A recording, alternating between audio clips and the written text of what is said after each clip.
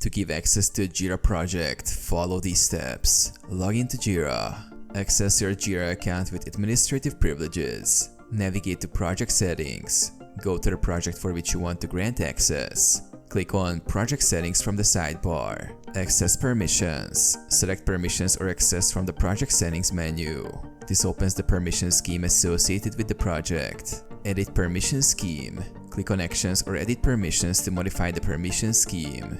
You will see a list of permissions such as Browse Projects, Create Issues, Edit Issues, and others. Grant permissions. To grant access, you can assign permissions to user roles, groups, or individual users. Choose the relevant permission and click Edit next to it. Add the desired role, group, or individual user to the permission.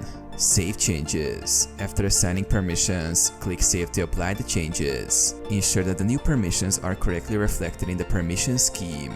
Verify access. Confirm that the users or groups have the appropriate access levels by checking the project and permission settings.